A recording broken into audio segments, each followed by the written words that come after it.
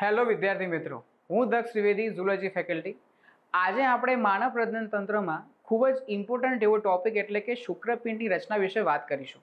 ગયા લેક્ચરમાં આપણે નર પ્રજનન તંત્રમાં વૃષણ કોથળીની રચના વિશે વાત કરી હતી. તો આજે આપણે વધુ એક ઇમ્પોર્ટન્ટ એવો ટોપિક એટલે કે શુક્રપિંડની રચના વિશે વધુ આગળ વાત કરીશું. તો ચાલો સમજીએ શુક્રપિંડની અંતસ્થ રચના એટલે કે શુક્રપિંડનો ઊભો છેદ. ચાલો તો આપણે શુક્રપિંડની રચના દોરીએ. તો શુક્રપિંડની સૌથી બહારનું જે સ્તર છે એ છે ટ્યુનિકા વેજિનાલિસ. પેલા સૌથી બહારનું સ્તર આપણે દોરી દઈએ. સૌથી બહારનું સ્તર છે ટ્યુનિકા વેજિનાલિસ. આ છે શુક્રપિંડનું સૌથી બહારનું સ્તર, જેનું નામ છે ટ્યુનિકા વેજિનાલિસ, જે લસી સ્તર કહેવાય છે. ત્યારબાદ જે સફેદ સ્તર મેં દોર્યું છે એ છે ટ્યુનિકા એલ્બુજિનિયા. આ જે સફેદ કલરનું સ્તર છે એ છે ટ્યુનિકા એલ્બુજિનિયા.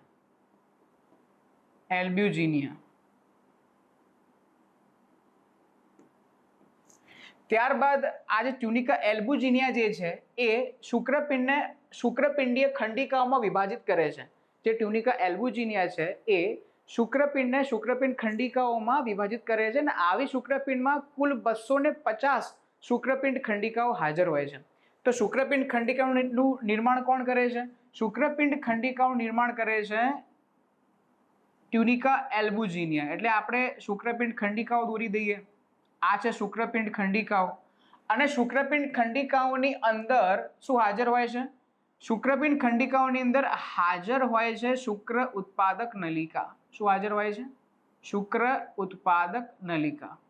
અને આ શુક્ર ઉત્પાદક નલિકાઓ દરેક ખંડની અંદર લગભગ 1 થી 3 સંખ્યામાં હોય છે. શામાં હોય છે?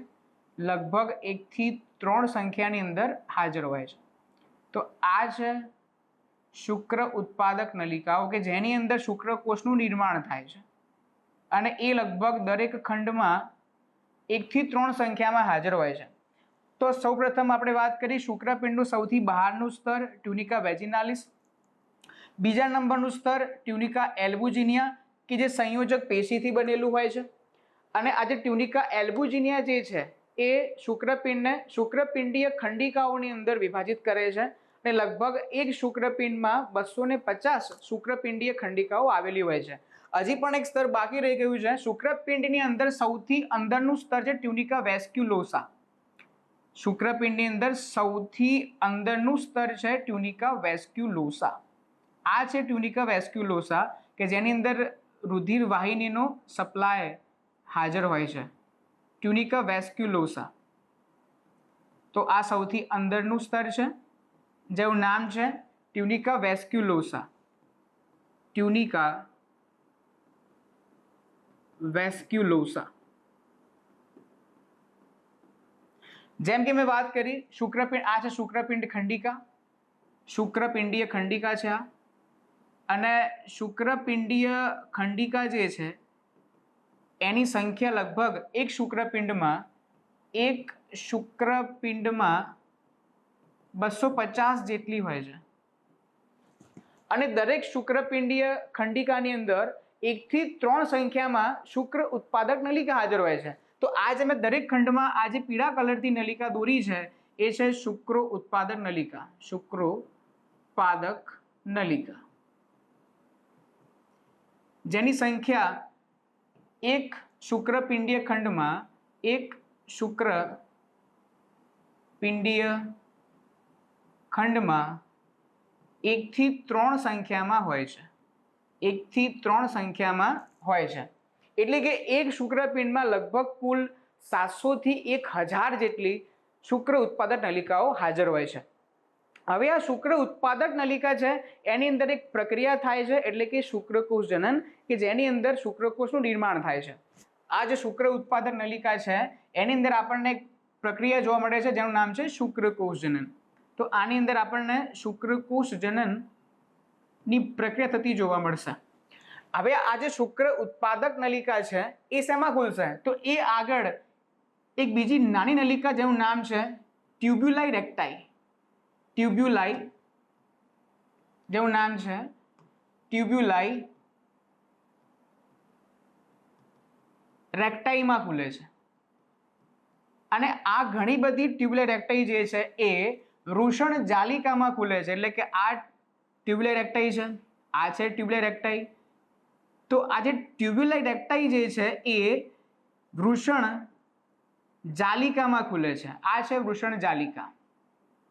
ક્યાં ખુલે છે? વૃષણ જાલિકાની અંદર ખુલે છે. હવે આ જે વૃષણ જાલિકા છે એ આગળ જઈને શેમાં ખુલે છે? તો આ વૃષણ જાલિકા જે છે એ આગળ જઈને અધિવૃષણ નલિકામાં ખુલે છે.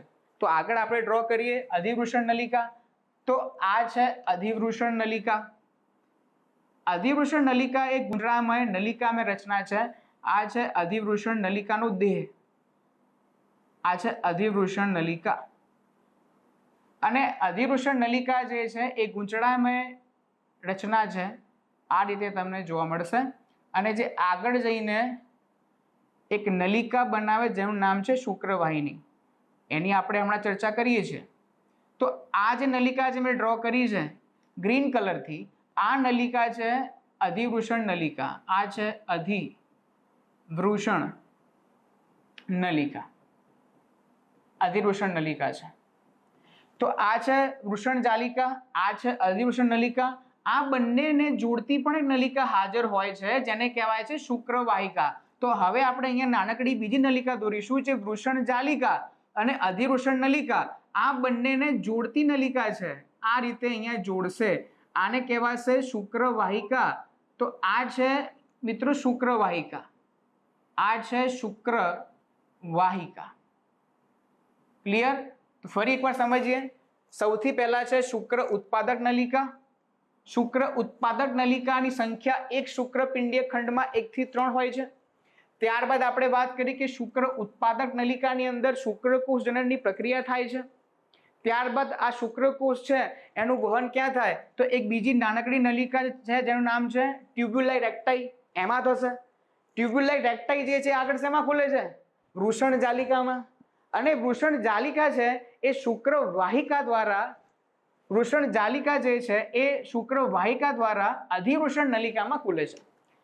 આ અધિવૃષણ નલિકા જે છે એના 3 ભાગ છે. સૌથી ઉપરનો ભાગ છે આ છે શીર્ષ ભાગ. આ છે એનો શીર્ષ ભાગ છે.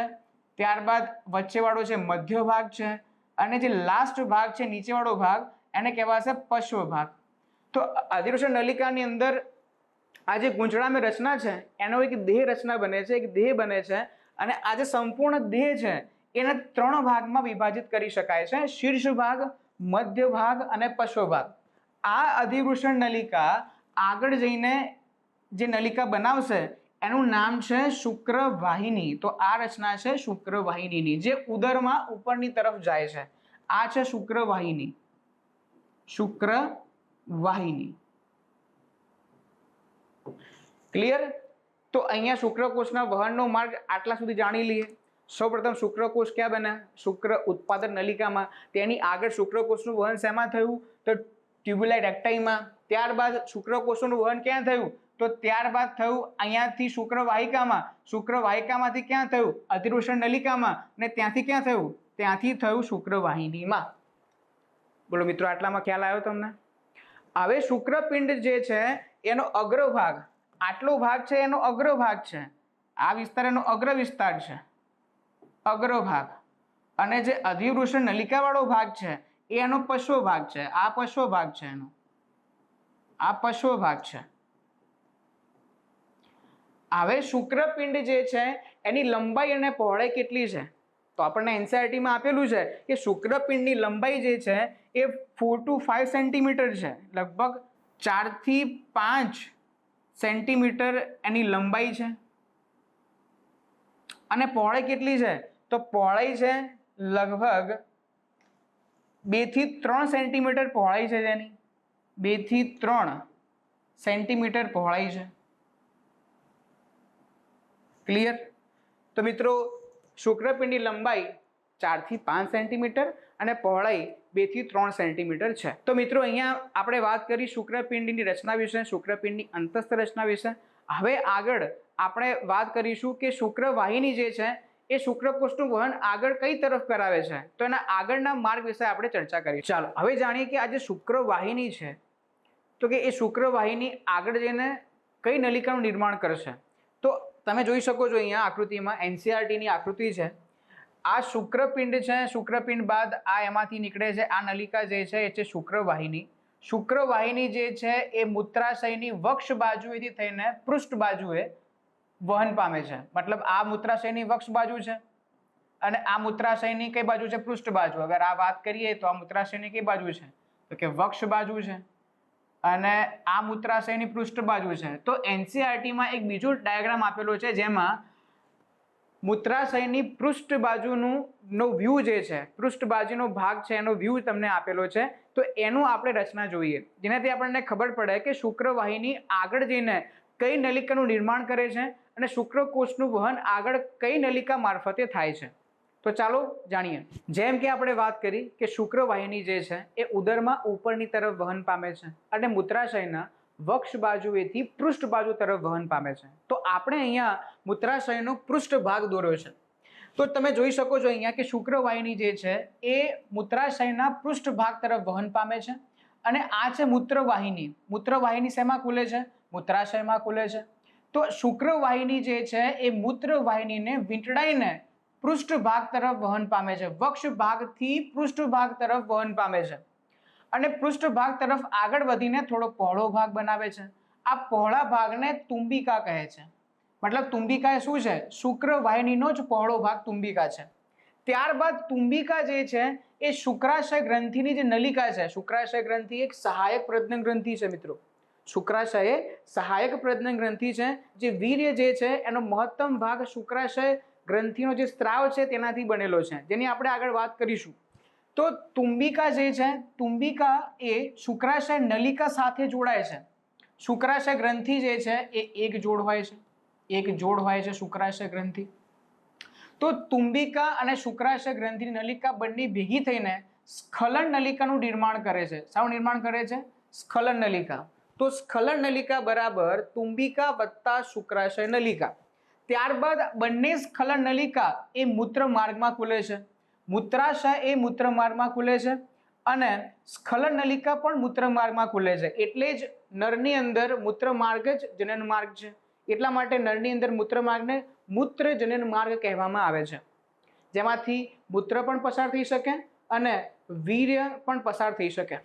હવે તમે જોઈ શકો છો અહીંયા કે મૂત્ર માર્ગ જે છે એની અંદર બંને સ્ખલન નલિકાઓ મૂત્ર માર્ગમાં ખુલે છે.